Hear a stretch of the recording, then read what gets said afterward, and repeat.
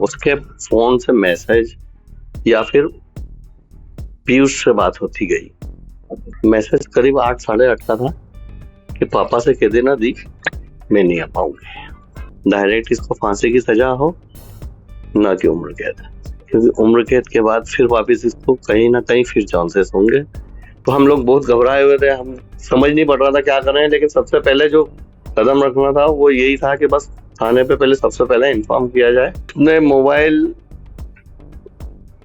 काफी समय बाद स्टार्ट किया, लगभग ये मान के चलिए आप उनने 12 तारीख के आसपास वीडियोस मतलब ऑन किया था वीडियो डालने के लिए।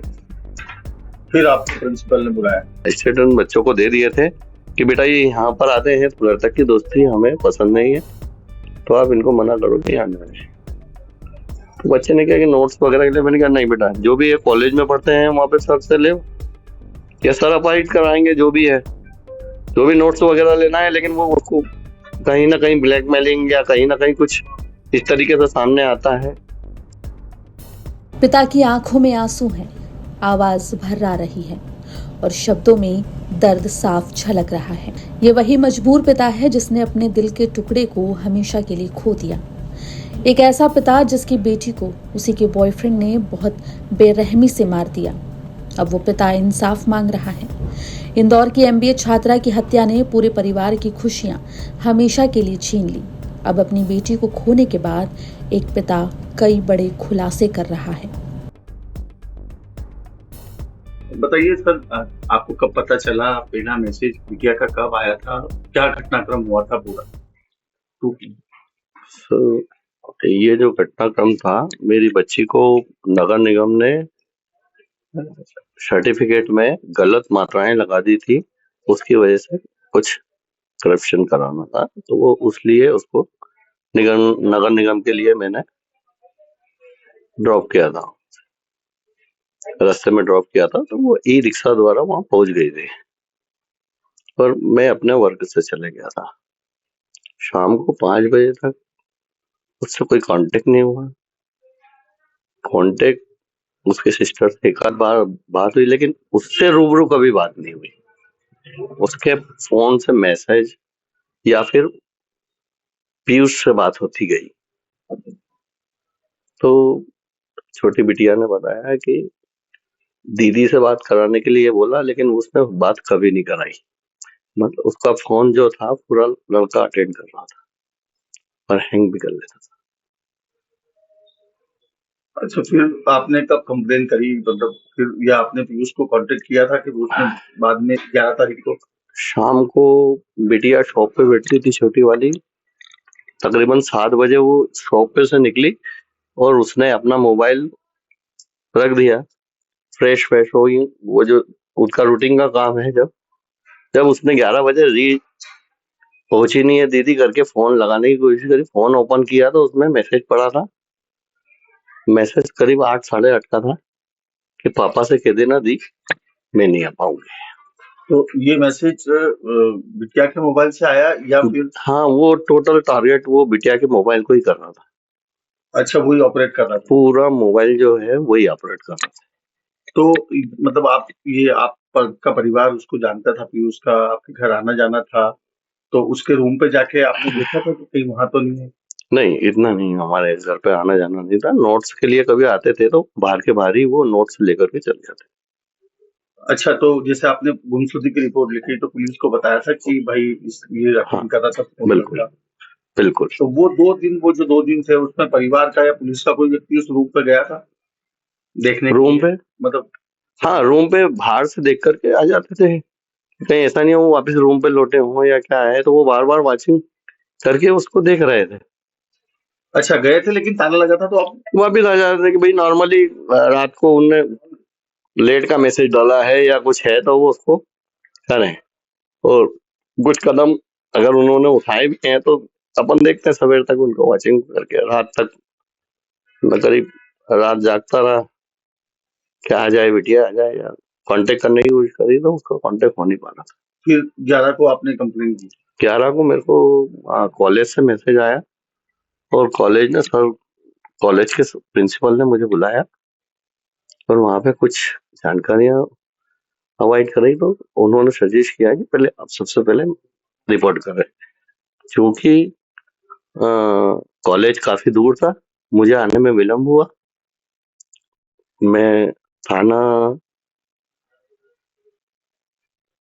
हवा बंगले तक जाने के लिए आया भी, लेकिन ब्रदर्स ने राय दी कि ये आप रिपोर्ट लिखा रहे हो तो आपके हिसाब से जहां आपने छोड़ा है वहां से इसकी फुटेज निकलेगी, इसलिए आपको उस क्षेत्र से वो करना पड़ेगा। तो उनके समझने में कंफ्यूज हुआ, तो हम रावजी बाजार थाने गए, वहां पर 2-3 घंटे वेस्ट हुए। वहां से उन्हें समझा, पूरा पूरा समझने के बाद कहते कि ये क्षेत्र हमारा नहीं आता है। कॉपरेट उनने फिर बाद में करके और वहां पे वो जा करके उनने पंडरीनाथ पे स्वयं वो उस चीज को तब्दील कराया। इस प्रोसेस में करीब 9:30 के समथिंग रिपोर्ट दर्ज है। प्रिंसिपल ने क्या बताया था? कोई वीडियो वायरल कर रहे थे उसमें, ऐसा कुछ था? सर इस बारे में अभी मैं कोई वो नहीं बता पाऊंगा कुछ। नहीं, हमें डिटेल नहीं चाहिए। हाँ, क्योंकि मैं इतना अभी आपको इसमें वो आप मेरा सोच तो इस काबिल नहीं है कि अभी मैं आपसे इतना बात करूं, लेकिन आपके बोलने के बाद, मैं रिक्वेस्ट के बाद आपको इतना हूँ। ये क्या चाहता है परिवार अब? परिवार ये जा रहा है सख्त से सख्त इस पर कार्रवाई की जाए, डायरेक्ट इसको फांसी की सजा हो, ना कि उम्र कैद। क्योंकि उम्र कैद के बाद फिर वापस इसको कहीं ना कहीं फिर चांसेस होंगे अच्छी कड़ी से। हमारा तो वैसे मानना है कि यार भर चौराहे पे दिया जाए, लेकिन हमारे यहाँ का कानून लचीला है, वो ऐसा काम नहीं करता है। उसको डायरेक्ट फांसी दी जाए, ये शूट किया जाए, कहीं इस तरह का कोई ताकि बस मेरा मैसेजिंग यही है कि मेरी दूसरी बच्चियों पे इस तरीके का कुछ ना हो। तो उसके लिए कदम उठाया जाए, मीडिया को सोचना समझना और फिर इसको आगे बढ़ाएं। और यही संदेश रहेगा कि आगे भविष्य में इस तरीके का कोई कृत्य ना हो। ये मतलब फिर जब आपको फिर इसके बाद 2 दिन बाद जानकारी लगी, फिर कैसे जानकारी लगी इसकी? किसने बताया आपको? 13 तारीख को इंक्वायरी के दौरान मुझे कांस्टेबल का फोन आया था। कांस्टेबल की कार्रवाई पहुंची थी, उन्होंने कहा रूम पे जाइए। रूम पे जाने के बाद रूम पे पहुंचिए, हाँ हवा बंगला पुलिस पहुंच रही है, आप वहां जाकर के देखें, रूम खोलेंगे। रूम थोड़ा सा लेट खोला गया, शायद वो सबसे पहले रूम की जांच, जो भी उनकी थ्योरी होती है, जो भी उनकी एक स्टार्टअप होता है, उन्होंने जो उचित होगा वो किया। तो ये कभी इसके परिवार के, बच्चे के परिवार से या इससे कभी बात हुई अपने परिवार की कि सब ऐसी दोस्त? नहीं, कभी कभी इस बात पे कभी चर्चा नहीं हुई। क्योंकि ये कॉलेज में जरूर साथ में थे, कॉलेज में साथ पढ़ते थे।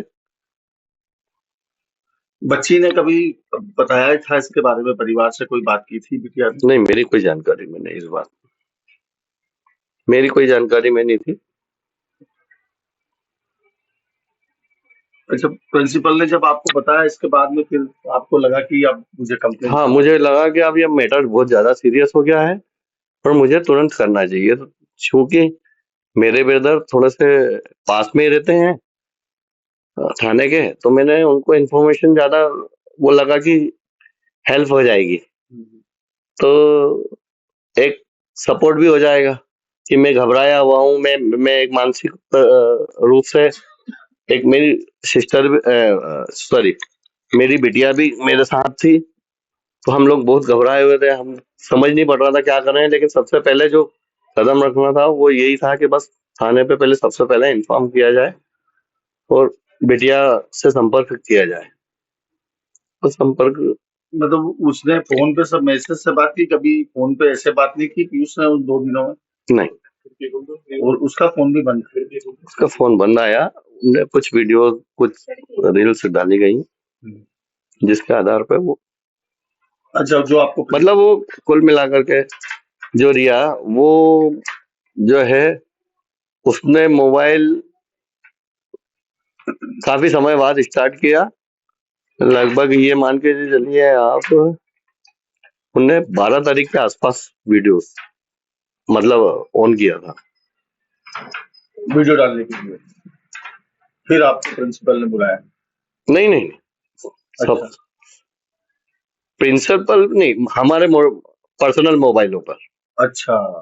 पर्सनल मोबाइलों पर, ओहो, उसी के नंबर से, पीयूष के नंबर से, खुशबू के नंबर। खुशबू के नंबर से वीडियो डाले पुराने? हाँ मतलब वो उस मोबाइल को वो खुद ही ऑपरेट कर रहा था।